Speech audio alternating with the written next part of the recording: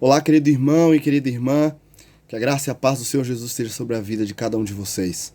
Nós estamos no segundo momento de uma jornada de 10 dias de oração, onde estamos juntos como família, orando uns pelos outros, mas também pedindo a Deus o fortalecimento da nossa própria família. Nessa semana, ou durante essa jornada, nós aprenderemos sobre a importância de nos tornarmos uma família fiel até o fim. Hoje eu quero falar com você sobre felicidade, o segredo da felicidade. Eu acredito que você já leu hoje a apostila, já pôde tirar algumas lições, mas permita falar um pouco mais sobre este tema, muito importante para nós. Qual o segredo da felicidade da família? Existe uma verdade universal de que todas as famílias desejam a felicidade. As pessoas trabalham, elas compram, vendem, elas se casam, elas constroem família porque elas querem a felicidade.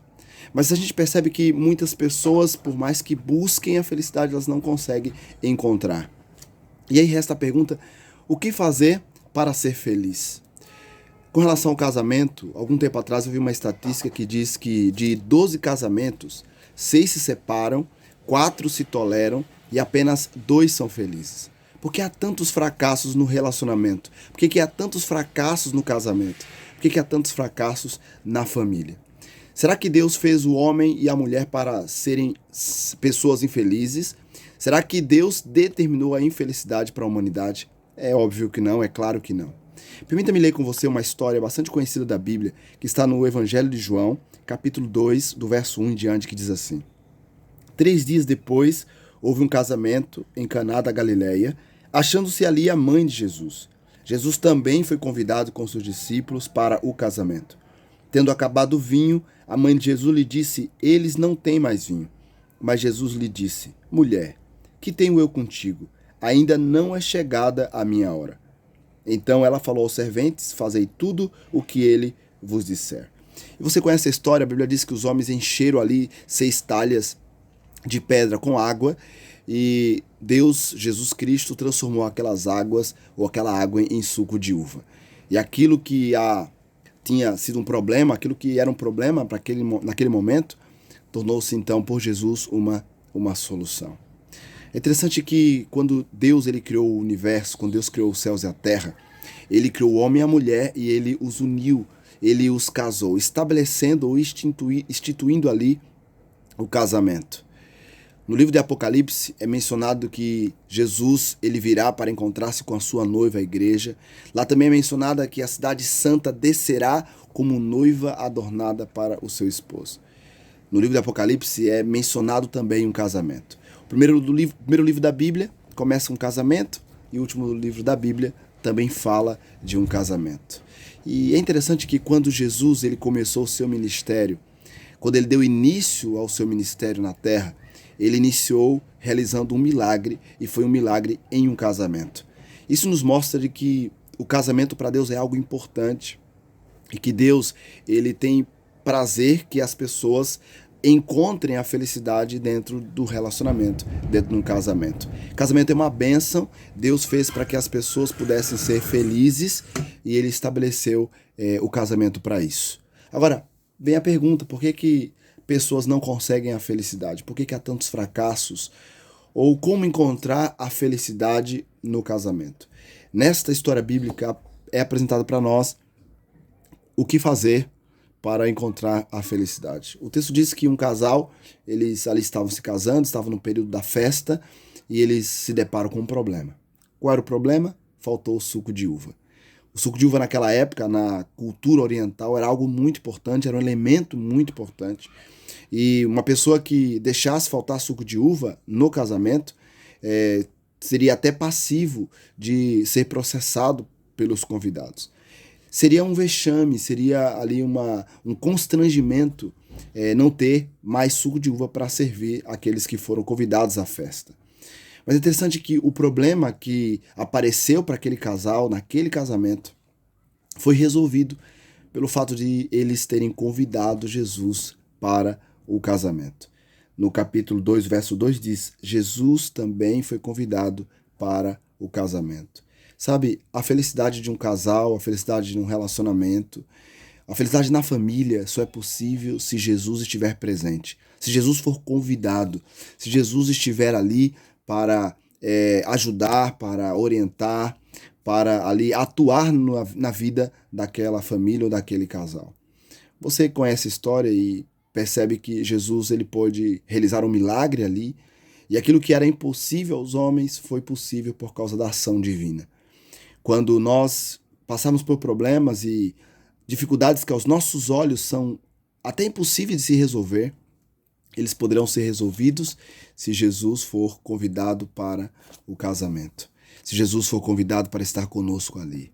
Eu não sei qual tem sido as tuas lutas, eu não sei qual tem sido a sua situação hoje, se a tua família tem encontrado a felicidade ou não, mas uma coisa eu sei, Jesus ele pode trazer a felicidade desde que você o convide para estar presente. Há um texto também na Bíblia, a Palavra de Deus, eu quero concluir com esse texto. É um texto bastante conhecido, mas ele fala uma verdade muito importante, que é Mateus capítulo 7, o verso 24 e verso 25, diz assim: Todo aquele, pois, que ouve estas minhas palavras e as pratica, será comparado a um homem prudente que construiu a sua casa sobre a rocha. Caiu a chuva, transbordaram os rios, sopraram os ventos e bateram com força contra aquela casa. E ela não desabou, porque tinha sido construída sobre a rocha. Lá na história do milagre em Caná, quando Maria, mãe de Jesus, ela se deparou com o problema do casal, ela foi a Cristo apresentar o problema e depois ela disse aos homens que ali trabalhavam, dizendo: façam tudo o que ele vos disser.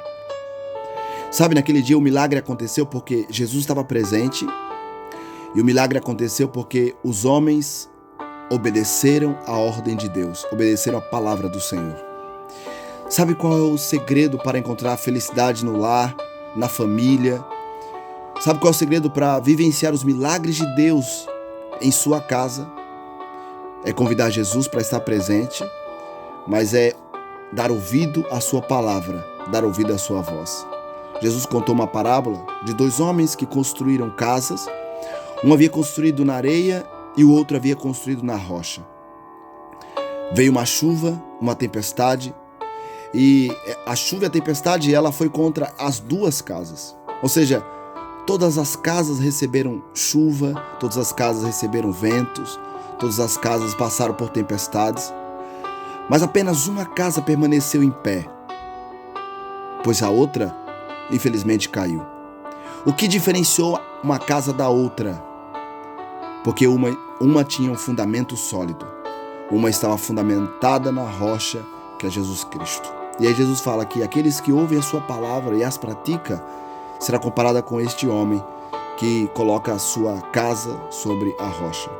Eu pergunto para você, qual tem sido o fundamento da tua casa? Qual tem sido o fundamento da tua família? Você tem construído tua casa na rocha ou na areia?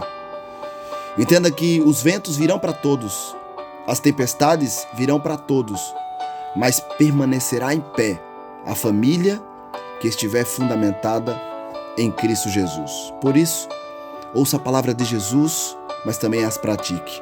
Que nesses 10 dias de oração, você possa buscar o Senhor de maneira mais intensa, individualmente, mas em família, para que quando os problemas chegarem, você possa se manter em pé. E que a felicidade tão almejada e tão procurada e tão buscada por todos seja encontrada por você. É o meu desejo e a minha oração em nome de Jesus. Feche seus olhos, vamos orar.